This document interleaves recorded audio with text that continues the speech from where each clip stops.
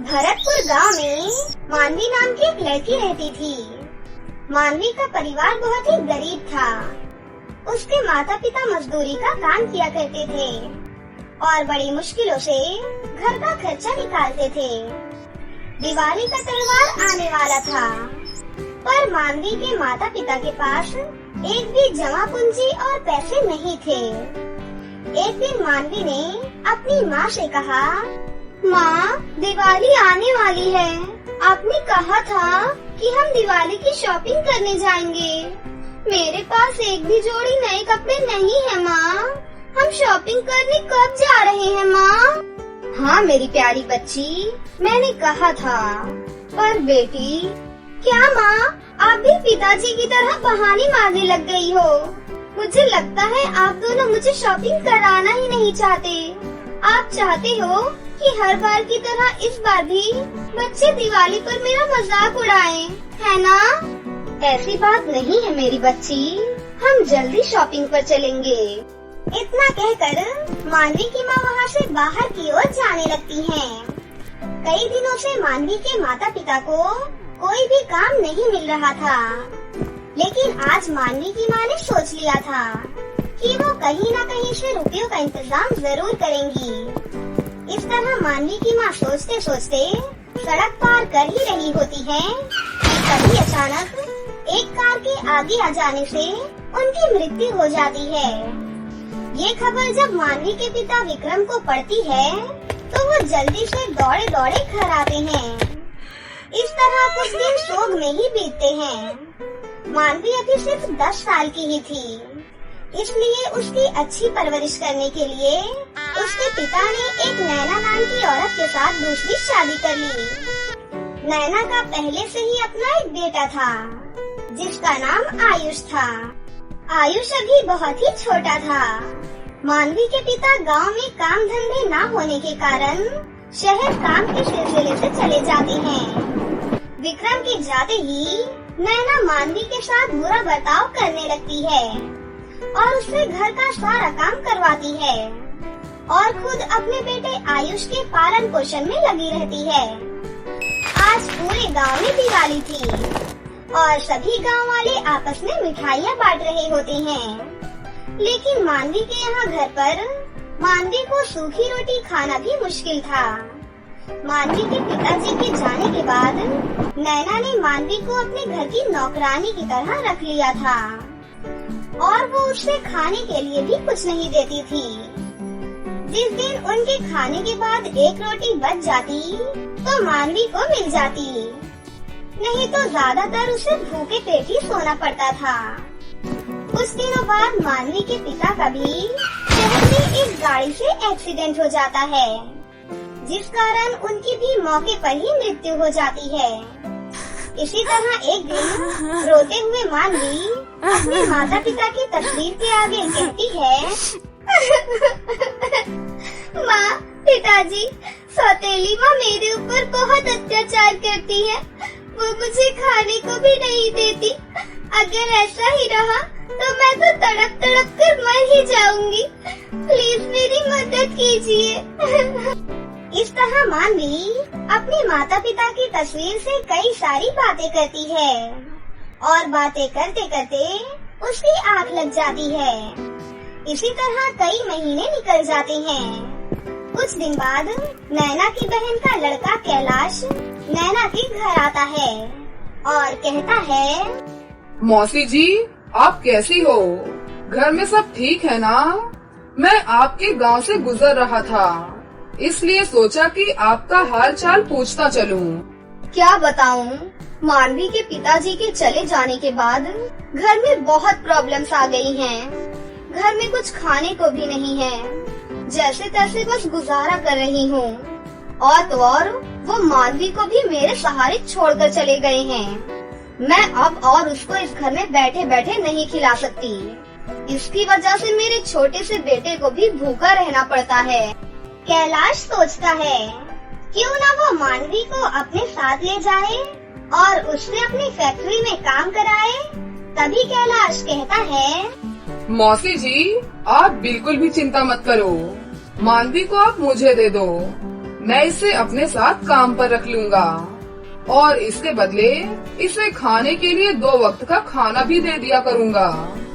और मानवी जो काम करेगी उसके बदले में मैं आपको 8,000 रुपए महीने भिजवा भी दिया करूँगा, जिससे आपकी मदद भी हो जाएगी। नैना मानवी से छुटकारा पाने के लिए कैलाश को हाँ कह देती है और मानवी को देने के लिए तैयार हो जाती है। नैना मानवी को कमरे से बुलाकर झूठा दिलासा देकर उसे कैलाश के साथ भेज देती है। कैलाश मानवी को अपने साथ ले जाता है। शुरू में तो वो मानवी से कुछ भी नहीं करवाता और उसे खाने के लिए भी टाइम से अच्छा खाना दे दिया करता। ऐसे ही कुछ दिन बीत जाते हैं।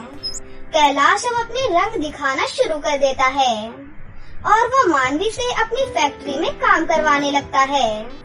कैलाश की फैक्ट्री बहुत अच्छी चलती थी, जिस कारण वो दिन रात मानवी से काम करवाता और खाने के लिए भी सिर्फ 1 वक्त का ही खाना देता। एक दिन मानवी काम करते करते बीमार पड़ जाती है और वो कैलाश से कहती है, मालिक, आज मेरी तबीयत बहुत खराब हो गई है। मैं आज काम नहीं कर सकती। प्लीज आप मुझे दवा दिला दीजिए। कामचोर, काम न करने का बहाना करती है। मुझे पता है कब क्या करना है और क्या नहीं करना। तू मुझे मत सिखा। तू पूरा दिन कुछ काम तो करती नहीं, बस अच्छा खाने को मांगती रहती है। अगर तुझे अपना इलाज कराना है तो जंगल की ओर एक बूढ़ी नानी रहती हैं। तू उनसे जाकर जड़ी बूटियाँ ले और खा ले। मानवी जल्दी से दवा के लिए जंगल की ओर जाती है। जंगल में अंदर जाकर वहाँ उसे एक झोपड़ी दिखाई देती है और वो झोपड़ी में दवाई लेने के लिए चली जाती है। झोपड़ी में एक बूढ़ी नानी बैठी होती है। मानवी उन नानी के पास जाती है और उनसे कहती है, नानी माँ, मेरी तबीयत बहुत ज्यादा खराब है। क्या आप मुझे दवा दे देंगी? डरो मत बच्ची, तुम जल्दी ठीक हो जाओगी। तुम्हें तो बहुत तेज बुखार है। ये लो, ये काढ़ा पी लो। इसको पीते ही तुम थोड़ी देर में बिल्कुल ठीक हो जाओगी। मानवी जल्दी से वो काढ़ा पी लेती है और नानी माँ उसके सर पर गीला कपड़ा रखती हैं। थोड़ी ही देर में मानवी को बुखार से आराम हो जाता है। ये देखकर मानवी नानी माँ को सर झुकाकर धन्यवाद करती है। नानी माँ, आपका बहुत बहुत धन्यवाद, जो आपने मुझे पूरी तरह ठीक कर दिया। मैं आपका ये एहसान कभी नहीं भूल सकती। बेटा, मेरा तो फर्ज है दूसरों का इलाज करना। लगता है तुम बहुत दुखी हो बेटा। हाँ नानी माँ, मैं पास की ही एक फैक्ट्री में काम करती हूँ। वहाँ पर मुझ पर बहुत जुल्म होता है। वो मुझसे पूरा दिन अपनी फैक्ट्री में काम करवाते हैं और खाने के लिए भी बस एक समय का ही खाना देते हैं। तुम चिंता मत करो बेटा, अब तुम्हारे ऊपर कोई जुल्म या काम करने का दबाव नहीं डालेगा। ये लो, मैं तुम्हें जादुई अनार बम देना चाहती हूँ। तुम इस जादुई अनार बम से जो भी मांगोगी, ये तुम्हें वो सब कुछ देगा। पहले तुम इस अनार बम को एक खाली जगह पर लेकर जाना और इससे एक घर मांगना। फिर देखते ही देखते वहाँ पर एक सुंदर सा घर प्रकट हो जाएगा। उस जादुई घर में तुम्हें खाने पीने की सभी चीजें मिलेंगी और तो और वहाँ पर तुम्हें बहुत सारी धन दौलत भी मिलेगी और तुम्हें कभी भी अपने जीवन में कोई भी तकलीफ नहीं होगी बेटा। धन्यवाद नानी माँ, जो आपने मुझे ये जादुई अनार बम दिया। थोड़ी दूर चलने के बाद मानवी नानी माँ के कहे अनुसार एक खाली जगह पर उस जादुई अनार बम को लेकर जाती है और जादुई अनार बम से बोलती है, हे जादुई अनार बम, मुझे रहने के लिए एक सुंदर सा घर दे दीजिए। मानवी के इतना बोलते ही वहाँ पर एक बड़ा और सुंदर सा घर प्रकट हो जाता है और तभी जादुई अनार बम मानवी से कहता है, जाओ मेरी प्यारी बच्ची, तुम्हारा इस जादुई घर में वेलकम है। तुम्हें इस घर में हर चीज की सुविधा प्राप्त होगी और अगर तुम्हें किसी भी चीज की जरूरत होगी तो वो मैं तुम्हें दे दूंगा।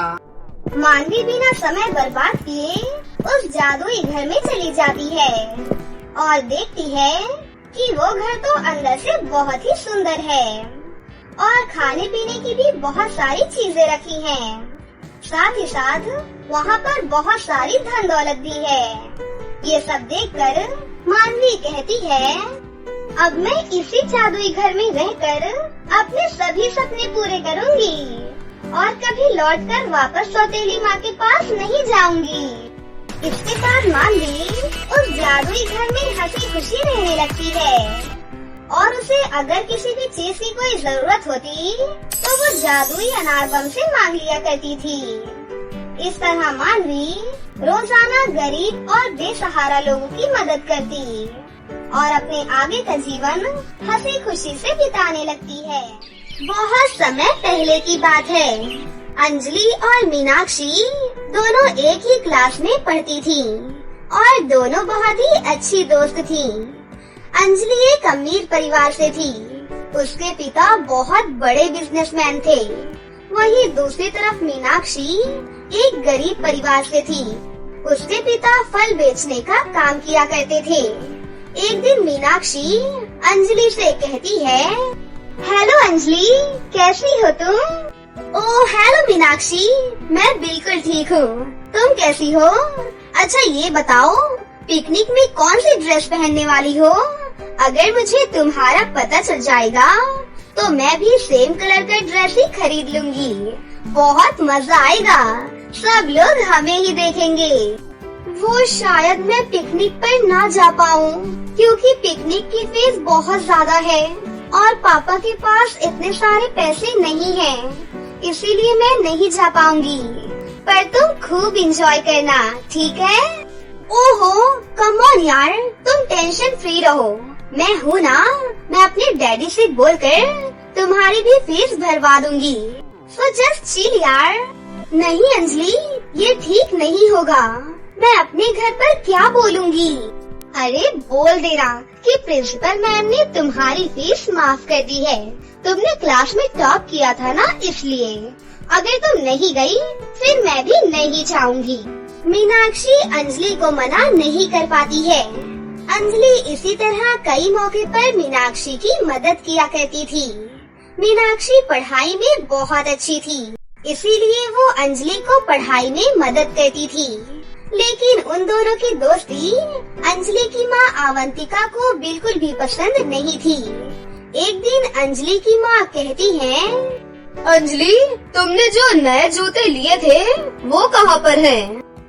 मम्मी वो जूते तो मैंने तुम्हारी जुबान क्यों लड़खड़ा रही है? इससे मैं सब कुछ समझ रही हूँ कि तुमने वो जूते मीनाक्षी को दे दिए हैं। तुम्हें मैंने कितनी बार समझाया है कि उस लड़की ने अपना मतलब निकालने के लिए ही तुमसे दोस्ती की है, क्योंकि तुम अमीर हो और वो गरीब है। उसके पास अच्छी चीजें नहीं है, इसीलिए वो तुम्हारे आगे पीछे घूमती है। उसके साथ रहोगी तो इससे तुम्हारा स्टेटस डाउन होगा बेटा। अंजलि अपनी माँ को कुछ भी नहीं कहती है और चुपचाप वहाँ से चली जाती है। ऐसे ही बहुत समय बीत गए और अब दोनों सहेलियाँ कॉलेज में भी एक साथ पढ़ने लगी। लेकिन समय के साथ साथ दोनों के बीच बहुत कुछ बदल गया था। अंजलि की सोच अब अपनी माँ की तरह ही हो गई थी। अंजलि अभी भी मीनाक्षी को अपनी दोस्त मानती थी, लेकिन जाने अनजाने में अंजलि उसकी गरीबी का मजाक उड़ाया करती थी। एक दिन मीनाक्षी अंजलि से कहती है, अरे वाह अंजलि, तुम्हारा बैग तो बहुत सुंदर लग रहा है। सुंदर तो होगा ही ना, इतना हाई प्राइस का जो है, सबसे बेस्ट ब्रांड का है ये। ओह सॉरी, मैं तो भूल ही गई थी कि तुम्हें तो ब्रांड वगैरह के बारे में कहाँ से पता होगा। इतना कहकर अंजलि वहाँ से चली जाती है।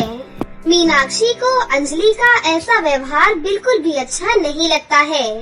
उधर दूसरी तरफ मीनाक्षी के मम्मी पापा को उसकी शादी की चिंता सताने लगती है। उन्होंने बहुत सोच समझकर मीनाक्षी की शादी अंगद के साथ तय कर दी। अंगद एक अच्छा लड़का था, लेकिन आर्थिक हालत उसकी भी कुछ अच्छी नहीं थी। जब ये बात अंजलि को पता चली तो वो मीनाक्षी के पास आई और बोली, अरे मीनाक्षी, तुमने मुझे बताया क्यों नहीं कि तुम्हारी शादी होने वाली है? मैं तो शादी करना ही नहीं चाहती थी, लेकिन मम्मी पापा मान ही नहीं रहे हैं। हाँ, कर लो शादी। वैसे भी तुम्हारे मम्मी पापा बहुत ही पुरानी सोच के हैं, जो अभी से तुम्हारी शादी के बारे में सोच रहे हैं। मीनाक्षी को अंजलि की ये बात बहुत बुरी लगती है। मीनाक्षी सोच लेती है कि अब वो अंजलि से कभी दोबारा बात नहीं करेगी। कुछ दिनों बाद मीनाक्षी की शादी अंगद से हो जाती है। अंगद बेशक ज्यादा नहीं कमाता था, लेकिन वो मीनाक्षी की सारी जरूरतों का ख्याल रखता था। ऐसे ही 4 साल बीत गए। एक दिन अचानक मीनाक्षी के पास अंजलि का फोन आया। हेलो मीनाक्षी, कैसी हो तुम? अरे अंजलि, आखिर इतने सालों बाद तुम्हें मेरी याद आ ही गई ना। मैंने तुम्हें इसलिए फोन किया है क्योंकि 2 दिन के बाद मेरी मैरिज एनिवर्सरी है। शादी में तो मैं तुम्हें बुला नहीं पाई, तो सोचा एनिवर्सरी में ही बुला लेती हूँ। मैं तुम्हें लेने के लिए अपनी गाड़ी भेज दूंगी। नहीं, हम लोग आ जाएंगे, और वैसे भी तुमसे मिलने का बहुत मन है मेरा। फिर मीनाक्षी और अंगद अंजलि की एनिवर्सरी की पार्टी में चले जाती हैं। अंजलि एक बहुत ही बड़े बंगले में रहती थी। ये सब देखकर मीनाक्षी बहुत खुश हो जाती है। अंजलि के घर पर पहले से ही उसके बहुत सारे दोस्त मौजूद थे। मीनाक्षी ने अंजलि को जैसे ही देखा तो तुरंत ही उसको गले से लगा लिया, लेकिन अंजलि ने उसे खुद से दूर कर दिया और गुस्से से बोली, क्या कर रही हो मीनाक्षी? मेरी इतनी महंगी ड्रेस खराब हो जाएगी, और जब तुम आ ही गई थी तो मुझे फोन क्यों नहीं किया? मैंने सोचा कि तुम्हें सरप्राइज दे दूं। सॉरी अगर तुम्हें बुरा लगा तो। हाँ, इसमें तुम्हारी कोई भी गलती नहीं है। ये सब एजुकेटेड हाई क्लास की होती है। भला इस बारे में तुम क्या जानो? थोड़ी ही देर बाद अंगद भी वहाँ पर आता है। अंजलि अंगद को देखती है और बिना कुछ बोले अपने दोस्तों के साथ बात करने चली जाती है। मीनाक्षी अपने मन में ही कहती है, अगर अंजलि को यही सब करना था तो मुझे पार्टी में बुलाया ही क्यों है? थोड़ी देर बाद अंजलि मीनाक्षी को एक कोने में बुलाती है और उससे कहती है, एक प्रॉब्लम हो गई है मीनाक्षी। मेरी मैट की तबीयत बहुत ज्यादा खराब हो गई, इसीलिए उसे जाना पड़ा। अब सारे मेहमान आ गए हैं, खाना पीना सब देखना है। क्या तुम मेरी मदद कर सकती हो? हाँ, क्यों नहीं, बताओ क्या करना है? अंजलि मीनाक्षी को किचन में लेकर जाती है और धीरे धीरे सारा काम उसी पर डाल देती है। अंगद को ये सब देखकर अच्छा नहीं लग रहा था। अंजलि ने अपने पति से मीनाक्षी को मिलवाया तक नहीं, और यहाँ तक कि उसने मीनाक्षी और अंगद से खाना खाने तक के लिए भी नहीं पूछा। ये सब देखकर आखिर में मीनाक्षी अंजलि से पूछ ही लेती है, अंजलि सच बताओ, तुमने इस पार्टी में मुझे किस हैसियत से बुलाया है? क्या मैं तुम्हारी दोस्त नहीं हूँ? दोस्त? ओह गॉड, इस दुनिया में जी रही हो मीनाक्षी? तुमसे दोस्ती करना बचपन की बात थी। वैसे बराबरी की तो तुम मेरी तब भी नहीं थी, लेकिन अब तो तुम मेरे बगल में भी खड़ी रहने के लायक नहीं हो। जरा अपने कपड़े और स्टेटस को देखो। मैंने तो तुम्हें इसलिए बुलाया था क्योंकि मुझे काम संभालने के लिए किसी की जरूरत थी। सोचा इस बहाने तुम भी मुंबई का हाई क्लास स्टेटस देख लोगी, और तुम टेंशन बिल्कुल भी मत लो।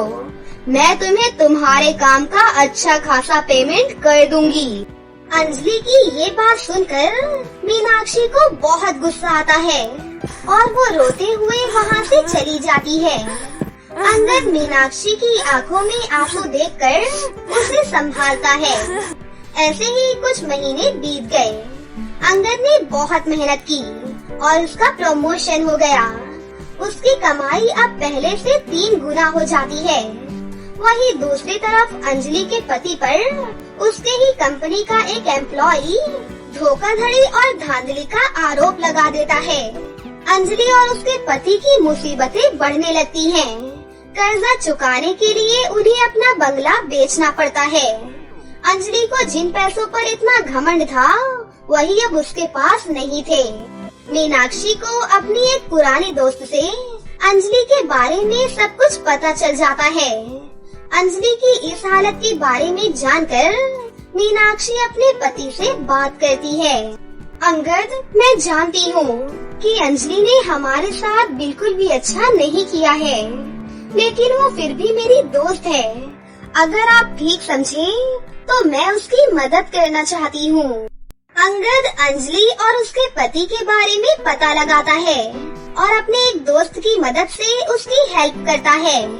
अंगद का दोस्त अंजलि और उसके पति को रहने के लिए घर देता है और उसके पति को एक नौकरी भी दे देता है। कुछ दिनों बाद अंजलि को जब सच्चाई का पता चलता है तो वो बहुत ज्यादा शर्मिंदा होती है। अंजलि तुरंत ही मीनाक्षी से मिलने के लिए उसके घर पर आ जाती है और रोते हुए कहती है, मीनाक्षी, पैसों के नशे में चूर होकर मैंने तुम्हें ना जाने कितना कुछ कहा है। तूने प्रूफ कर दिया कि तुम हमेशा से सही थी और मैं गलत। मुझे माफ कर दो मीनाक्षी, मुझे माफ कर दो। अरे कोई बात नहीं अंजलि, तुम्हें अपनी गलती का एहसास है, बस इतना ही बहुत है। तुम बचपन में भी बहुत अच्छी थी, बस बीच में ही थोड़े टाइम के लिए भटक गई। लेकिन कोई बात नहीं, अब तो सब कुछ ठीक हो गया है ना। इतना कहकर मीनाक्षी अंजलि को गले से लगा लेती है। उसके बाद दोनों फिर से बचपन की तरह बेस्ट फ्रेंड्स बन जाती हैं और खुशी से रहने लगती हैं। ये कहानी है अमायरा नाम की एक लड़की की, जो कि कुंजनगर नाम के गांव में रहा करती थी। अमायरा बहुत ही गरीब परिवार से थी। अमायरा के पिता बाजार में लड़कियों के सुंदर सुंदर लहंगे बेचा करते थे, लेकिन लहंगे बेचकर जो भी पैसे आते थे उन पैसों से उनके परिवार का गुजारा ठीक से नहीं हो पाता था। वो रूखी सूखी खाकर ही अपना गुजारा कर रहे थे। एक दिन अमायरा के पिता की तबीयत कुछ ठीक नहीं थी, लेकिन फिर भी उन्हें बाजार में लहंगे बेचने के लिए जाना पड़ा। वो जब बाजार में लहंगे बेच रहे थे कि तभी अचानक से उन्हें चक्कर आया और वो बीच बाजार में सड़क पर ही गिर गए। तभी वहाँ से एक बड़ा ट्रक गुजरा और वो उस ट्रक के नीचे आ गए और उनकी मौके पर ही मृत्यु हो गई। जब ये खबर अमायरा और उसकी माँ तक पहुँची तो वो लोग भागते हुए वहाँ पर आ गयी। माँ, पिताजी को क्या हो गया है? पिताजी कुछ बोल क्यों नहीं रहे हैं माँ? अमायरा की माँ ने किसी तरह अमायरा को संभाला और विधिवत से अमायरा के पिता का अंतिम संस्कार हो गया। उसके बाद अमायरा और उसकी माँ काफी दुखी रहने लग गई थी। ऐसे ही एक दिन अमायरा को जोरों की भूख लगती है और वो अपनी माँ से कहती है, माँ, मुझे बहुत भूख लगी है, कुछ खाने को दो ना। अरे बेटा, आज पानी पीकर ही सो जा, घर में खाने के लिए कुछ भी नहीं है। ये सुनकर अमायरा बहुत उदास हो जाती है और फिर वो पानी पीती है और अपनी माँ की गोद में जाकर सो जाती है। अगले दिन से अमायरा की माँ कुछ लहंगे लेकर उन्हें बेचने के लिए बाजार जाती है। लहंगे ले लो, लहंगे, सुंदर सुंदर रंग बिरंगे लहंगे ले लो।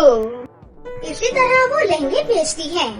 फिर कुछ लोग उनसे लहंगे खरीदते हैं, जिससे कि अमायरा की माँ के पास कुछ पैसे आ जाते हैं और उन पैसों से वो घर में आटा, चावल और दाल लेकर आती है। फिर उस रात को आराम से खाना खाकर वो लोग सो जाते हैं। ऐसे ही कुछ दिनों बाद अमायरा की माँ की भी तबीयत बहुत ज्यादा खराब हो जाती है।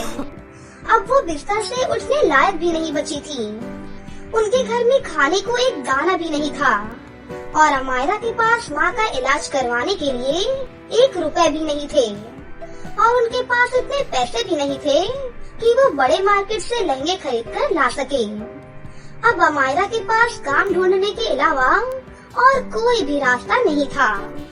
अमायरा काम ढूंढने के लिए घर से बाहर निकल जाती है।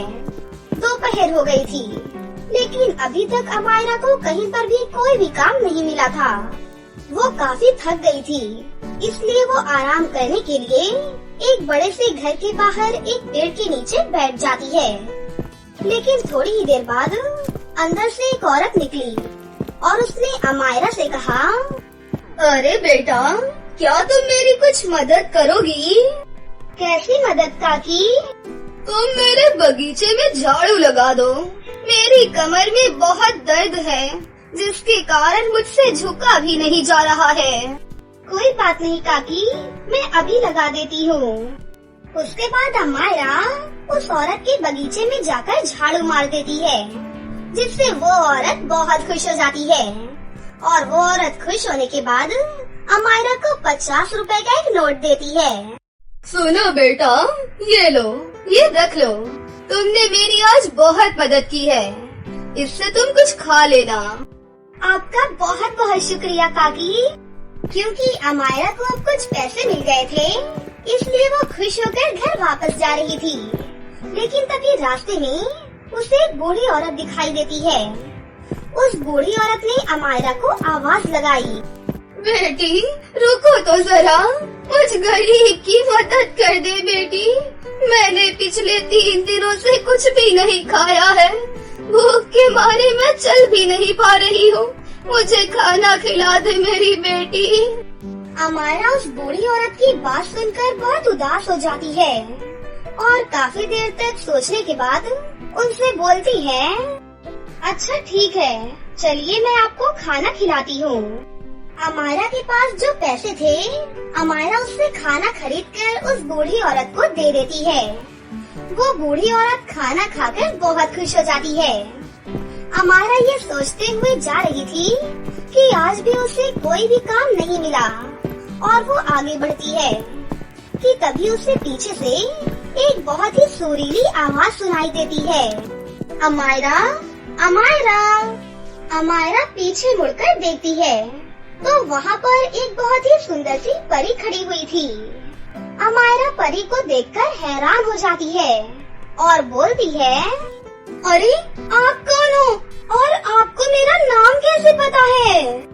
मैं परीलोक से आई हूँ। मेरा नाम कैटरीना परी है। मुझे तुम बहुत दुखी लग रही थी, इसीलिए मैंने तुम्हारा पीछा किया और सोचा कि मैं तुम्हारी परीक्षा लूं। तुम एक बहुत ही दयालु लड़की हो। मैं तुमसे बहुत प्रसन्न हुई। बताओ तुम्हें मुझसे क्या चाहिए? उसके बाद अमायरा परी को अपने घर के हालात के बारे में सब कुछ बताती है। उसकी बातें सुनकर परी की आंखें नम हो जाती हैं। फिर परी उससे कहती है, मैं तुम्हें एक जादुई पेड़ दूंगी। तुम उससे जो भी मांगोगी वो तुम्हें वो दे देगा। तुम अपने घर जाओ, तुम्हारे घर की पास वाली नदी में तुम्हें वो जादुई पेड़ मिल जाएगा। अमायरा बहुत खुश होकर अपने घर जाती है। घर जाने के बाद वो देखती है कि उसके घर के पास वाली नदी में एक बहुत बड़ा सा पेड़ है। पेड़ देखकर अमायरा बहुत खुश हो जाती है और वो सोचती है, मैं इस पेड़ से बहुत सारे लहंगे मांगूंगी और उन्हें बेचकर अपनी माँ का इलाज करवाऊंगी। उसके बाद अमायरा उस पेड़ से कहती है, हे जादुई पेड़, तुम मुझे कुछ लहंगे दे दो। मैं उन्हें बेचकर अपना घर चलाऊंगी और अपनी माँ का इलाज भी करवाऊंगी। अमायरा के इतना कहते ही जादुई पेड़ में बहुत सारे लहंगे उग जाते हैं। अमायरा उन्हें देखकर बहुत खुश हो जाती है। फिर अगले दिन सुबह होने पर अमायरा उन सभी लहंगों को पेड़ से तोड़कर बेचने लगती है। वो लहंगे इतने सुंदर और आकर्षित थे कि सभी लोगों ने उस लहंगे को तुरंत ही खरीद लिया और जो पैसे अमायरा को मिले, उन पैसों से अमायरा ने अपनी माँ का इलाज करवाया।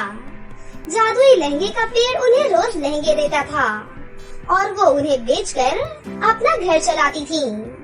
इसी तरह लहंगे को बेचकर अमायरा और उसकी माँ कुछ ही दिनों में बहुत अमीर हो जाती है और वो हंसी खुशी जादुई पेड़ के साथ में अपनी जिंदगी जीने लगती है।